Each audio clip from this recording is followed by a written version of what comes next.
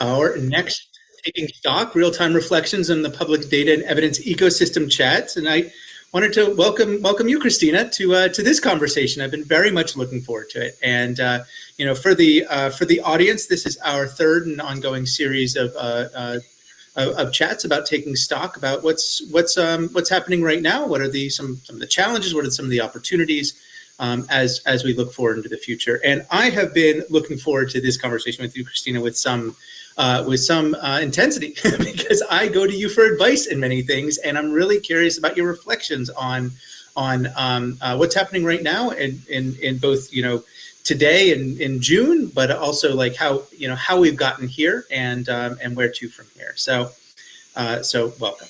Thank you, Gabriel, and I'm very excited to talk to you too. I also feel as though, in a reciprocal way, I enjoy coming to you with a variety of questions as well. So I have to make sure I put in that note too.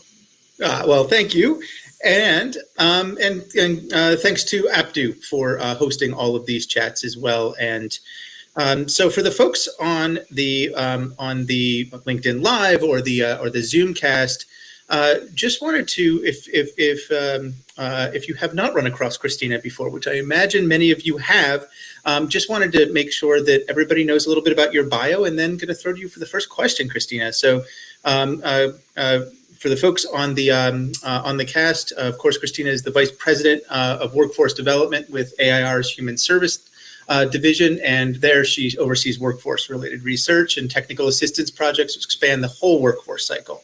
But before that, and important for this conversation as well, you served at the Department of Labor, ultimately as the Chief Evaluation Officer, where you led public workforce development evaluation initiatives. And before that, you had some time also at the U.S. Department of Justice. But I actually, as I was going over your bio again before this, there was one part that I just pulled right out, which really touches upon your dedication for using advanced research methods, evaluation tools to harness objective data and information to improve the quality of life for people and communities. And that's where I just wanted to sort of tee up because of our conversations leading up to this. And as I hand off to you to ask about your perspective, where you sit in the ecosystem, and where we're at right now in the federal data and evidence ecosystem.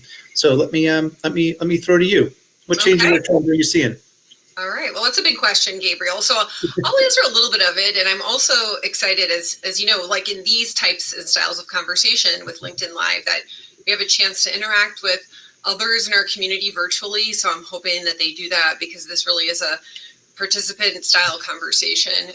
But about my background and perspective, like you said, I come to this centering an interest to improve public programs, to specifically for creating better economic opportunities for all, and administrative data is obviously a key aspect of that. And so I've been a longtime user of various administrative and survey data as a user, as a sponsor, as a champion inside government, and then also here at AIR. And in all of these spectrums, though, my primary way of interacting with these systems is through project-based work. And so in the pursuit of those project-based activities, you get a lot of exposure to different parts of the social sector evidence building ecosystem, if we can say that.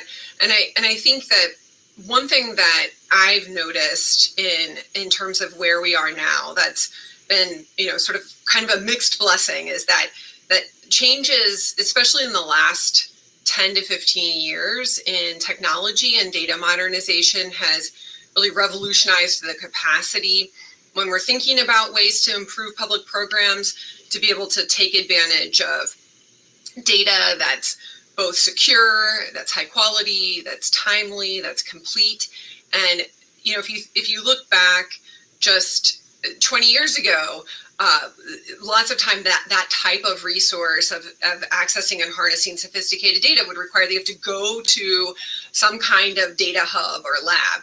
And then, we had access with desktop computing. And then in the most recent 5 years or so, we've just seen this amazing transformation of being able to access remotely to very high sensitive data through really strong privacy controlled systems with multi-factor authentication and things like that, which have allowed really just users from all over their spaces to be able to access data, and then also to be able to link it, importantly, to other assets and informational resources. And I think that's been awesome to see the spread of the user community, so that technology has made these data more accessible, and then there's like a higher expectation that we use these expansive and sophisticated data assets. I also think just one other point is that in addition to administrative data, technology and modernization has allowed us to expand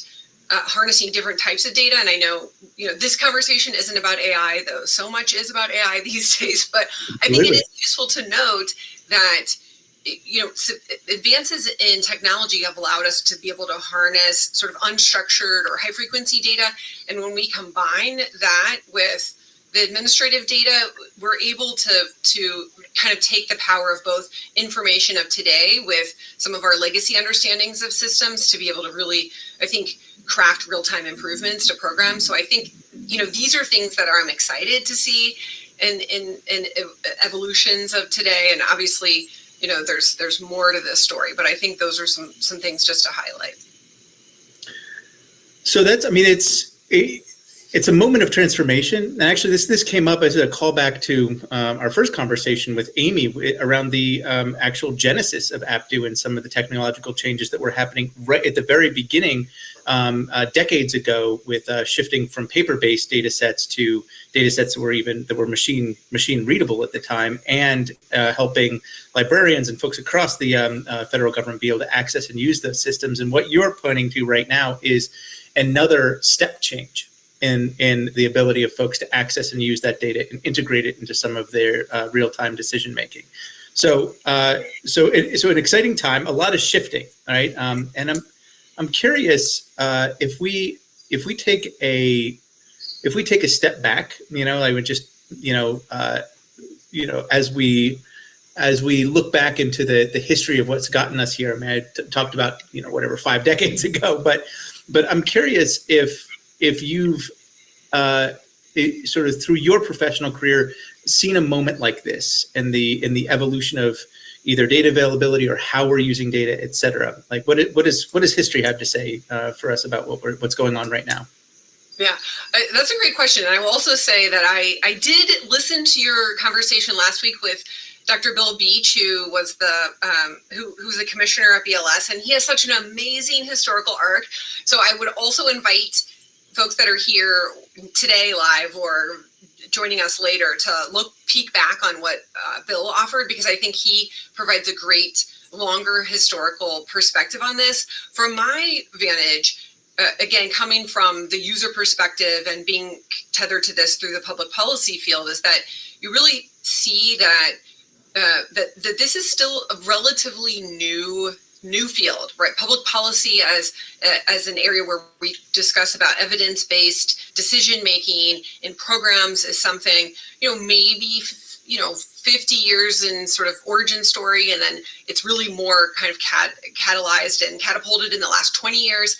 And in this time period, I've seen a lot of evolutions and shifts. I would also say that in recent times, we've noticed that with changes in particular related to funding, with changes related to policies, and also with technology, that there's a lot of shifts that we are needing to reflect on, and they have different kind of origins to them. So I would just highlight one issue that I see that's an occurring trend, which is that in this space where we're taking advantage of a lot of data to inform decision makings, that we note that there are a variety of different data, and there's this sort of this proliferation of data, both fast and cheap data, high quality data. And when I say high quality, I mean that they're data where we feel strongly confident that those that we're trying to represent in the data are represented. And that's really important for our work in public policy and programs, is we're trying to understand who is in our data, who's not in our data, how are they served by programs, what can we see in the administrative data to help us understand how effective programs are. And I think in this space where there's this kind of proliferation of information and data, it can be hard for average consumers to understand how to make sense across these different data assets. I also noticed that with the increase of so much data and information, that the people that we tend to collect information from are overwhelmed by the kind of requests and sort of pings for information that comes from them. And for those of us that have historically relied on, for example, survey data to collect information from people either about the effectiveness of programs or just in basic statistical data collections to just understand the state of our world, that we're seeing kind of an alarming, what I would say unprecedented diminishment in response to surveys. And I know other communities talk about this a lot, but I think it's just important for us to note that solutions for how we're able to have our administrative data be resilient into the future, we really need to visit upon the diminished and sort of the cliffs that we've fallen off of on survey response rates. If you Google, for example, Bureau of Labor Statistics surveys, you'll see in the last 10 years, surveys that had an average response rate of 70% 10 years ago are now 30% today. And those declines are continuing trends, and it's important to think about whether there's different ways that we're collecting this kind of information, or if we need to think of different ways to engage our audiences to make sure that they understand the importance of this. So I'd say if there's something that history is teaching us, is that we as a discipline have to continue to be resilient and adaptive, because there just are these changing conditions in terms of how the data are originated and collected, and it is incumbent upon us to think creatively of solutions so that we are able to continue to collect these important information resources, because they're not replaceable by all of the new ways that we're taking advantage of unstructured information and other types of fast information, because we need to make sure that the data assets are representative of the full populations that we're interested in supporting. And it is through these administrative collections that we have been able to gain that kind of confidence. And I think we need to figure out how we continue to do that into the future, given, you know, some of these historical trends that are making things a little bit tricky for us. So, Christina, thank you for dropping us in history and helping us understand the actual relatively short history of the public policy sector. I also appreciate the shout out to the Bill Beach conversation. Right after that conversation, he revealed that he didn't go the whole way back to the origination of the American statistical system with a potato fungus in upstate New York, which I thought was actually that's a full separate conversation. But thanks for dropping us into history on that and actually highlighting this important trend about where we're at right now, because the cost, as I understand from what you're saying right here, is the ability to contextualize information that we're looking at the program evaluation level. Who are we missing? What is the representation that we are looking at in a particular sample by having some of these larger statistical data sets that are well collected, right? And so what do before we get to some of the opportunities that we have here, which you already hinted at, I'm curious, like, what is the cost of some of the collapse of those survey response rates? Like, what do we lose in this crowded marketplace if we don't have those response rates for folks that may not know on the call? Right. Well, I think there can be a conflation of those diminished response rates to questioning the high value of those data. And we know through through other conversations about, when we talk about the surveys that have the low response rates, we're talking about things related to the volatility of our economy, to understanding how individuals are performing in schools. So these are basic foundational pieces of information that are critical for us across all of our facets of life and in decision making around where we live and and also for public expenditures to determine where high value investments are to improve programs and services. And I think that's the key thing, is that these basic collections help us understand, both in a program evaluation sense, about the impact of particular programs, but also the gaps in who's being served and the types of services that are not being received. The other thing I would just say is that I think it's incumbent for us in the kind of evidence for decision-making community to recognize, which we have been, that how the information is used is critically important to make sure that those that are using the information are partners with us in the whole research enterprise. And I think there had been perhaps this, kind of in the early origin days, this sense of the scientist that collects the information, delivers it out into the world, and then the consumers just, if you build it, they will come. The issue, though, now with data is that the currency of data expertise is high value, meaning that having data is important, not just for science, but for just how we live in sort of modern times. So there's an increased competition for data. So, I often think we would talk before about how some people kind of would say the adage that, you have your opinions, but I have the facts. The reality now is that everyone has their own facts. Everyone has their own data. And the importance for those of us that are in the practice of developing information that is meant to be representative of the communities in which we're supporting public programs and benefits is to make sure that we are partnering in with those that are using that information, so that we have appropriate champions that are in the practitioner provider space. And I think that's something where it's like a risk and also a benefit, because it's us maturing as a discipline and also recognizing that there are changing conditions as it comes to data being everywhere, that we also need to make sure that we're being responsive and responsible to making sure that our partners are fully equipped and informed.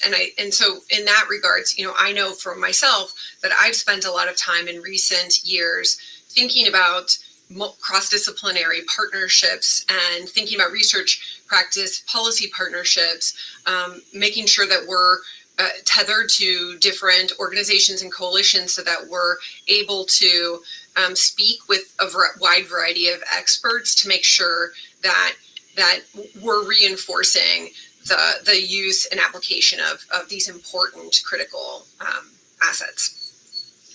So this is great, and I really appreciate that you pulled up the sort of the 2 points that came out of that. One is just the importance of these data sets as a whole, just as and embedded in that.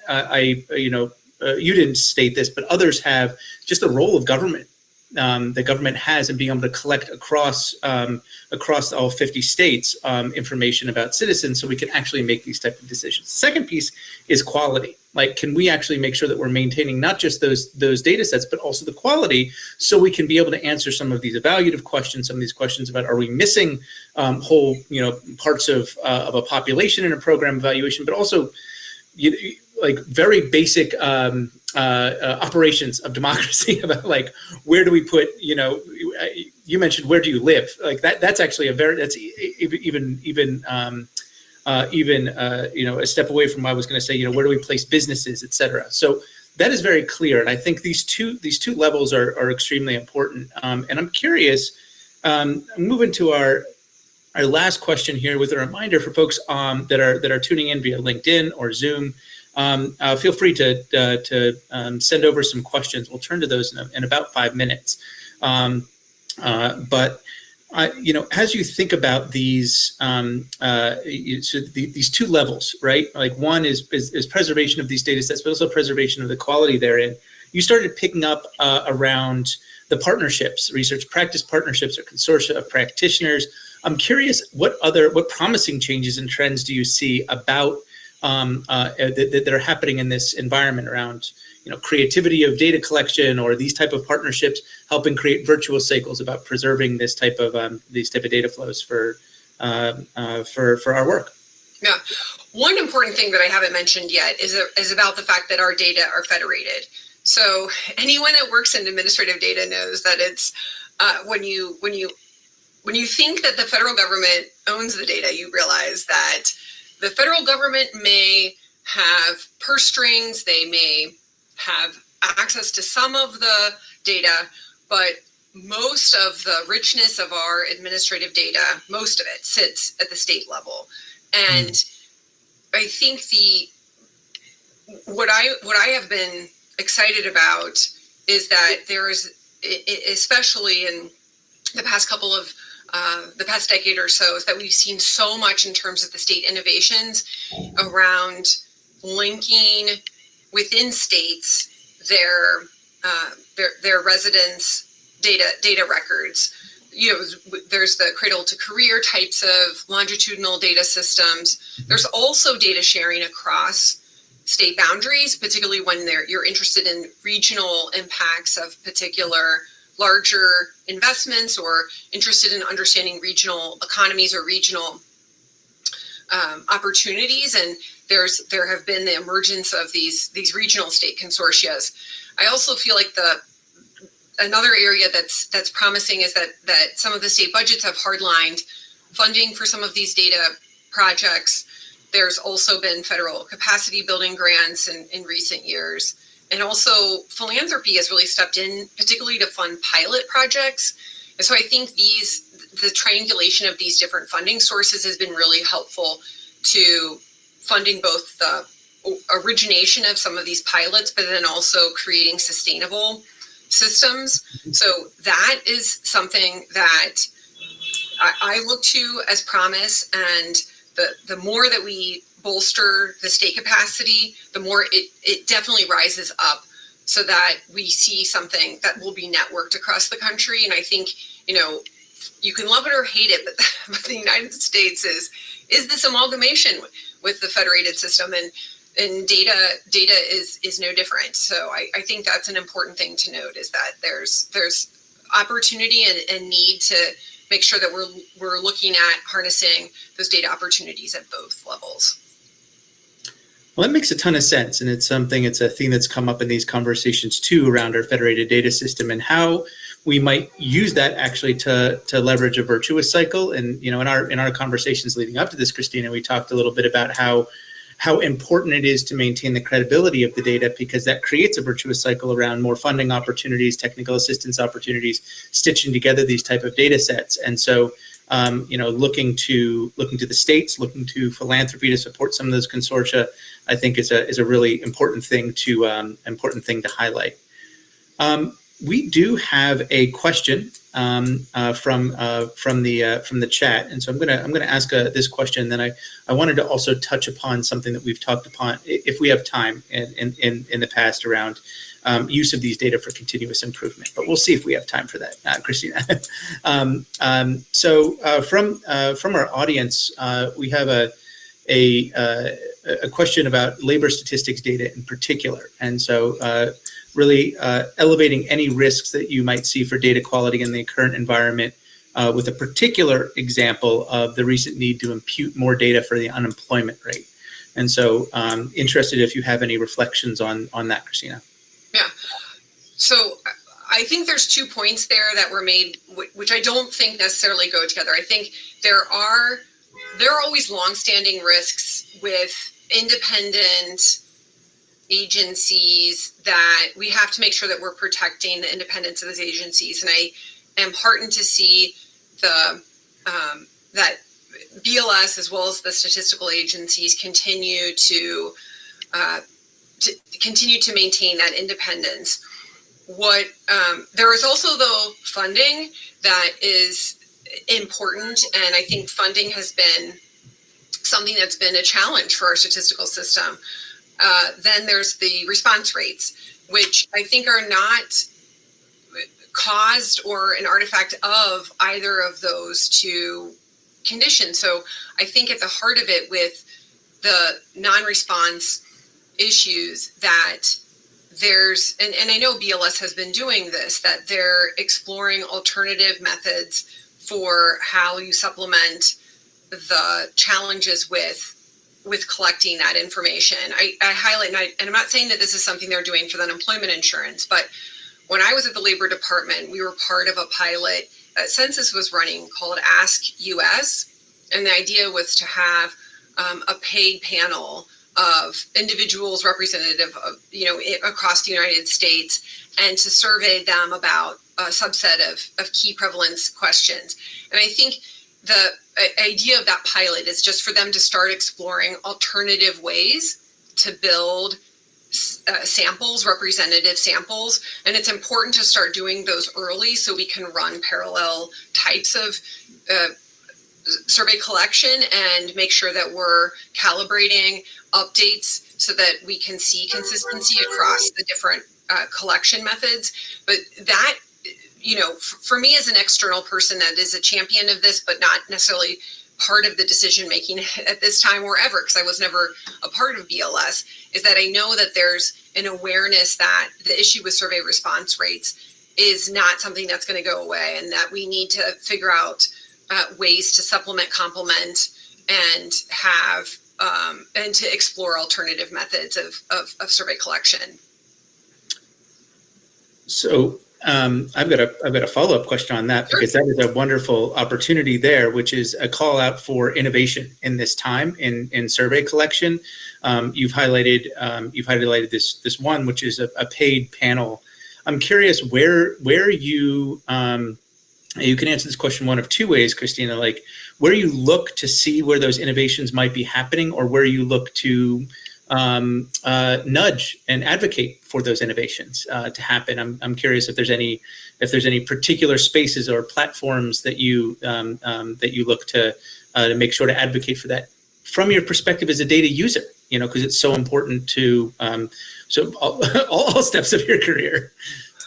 Well, I think in the space of innovation, it's often the case that you can look to other sectors within science practice. I often point to, we had this trend when meta-analysis was introduced to the social sciences, and then suddenly there was meta-analysis was everywhere, and meta-analysis was the thing that you did. And the idea of looking for advances often comes from exploring where in other science disciplines they've already started aggressively tackling some of these issues. We often look to spaces that do more fundamental R&D. In the social sciences, there's less R&D in that kind of pure exploratory way that you see in the physical sciences. So often we borrow from those physical science spaces. In the area of the surveying, I think private sector has a lot to offer there, because they're often experimenting very rapidly. I mean, this is where we got the A/B testing, and I think the behavioral economics work really was catapulted by a lot of what was happening in kind of private sector related to nudges and trying to figure out how you could push, sort of help support someone in selecting one option over another option, and doing these rapid cycle tests to see how choices would be different, making minor changes. So there's this configuration between private sector innovation, R&D, and physical sciences and other sciences that I think are really well springs of ways for us to source future innovations, and no doubt we will come up with a solution. I think we have lots and lots of smart people that are thinking about this, and I think we will come up with some excellent alternatives to some of the ways that we're currently collecting some of our data. Well, that is a wonderful watch this space comment. And so, Christina, as we wrap, I just wanted to say I got a nice little comment on the stream, just as a thanks for all you do, Christina. All right, and I think that's actually a wonderful spirit to wrap with. Is there anything, Christina, you think we should watch out for that's related to your work? Anything you're working on right now that you want to highlight as we wrap? Sure. My work is squarely focused on looking at cross-system innovations, and so I'm developing a few projects right now that are looking at improving education and workforce pathways and connections, particularly with community colleges and apprenticeship. So please do visit our website, air.org, and I will be posting things there and obviously on LinkedIn. And maybe you'll invite me back for a LinkedIn Live and we can talk about some of that too. Well, I would welcome that. And Christina, thank you so much for this time. Folks that are listening, as Christina mentioned earlier, we do have multiple recordings that are posted up on LinkedIn Live, as well as Zoom recordings as well with Amy O'Hara and Bill Beach. And just a real note of gratitude for taking this time, Christina, to take stock and look ahead. I think that's a wrap for today, and thank you so much. And thank you to everybody that tuned in.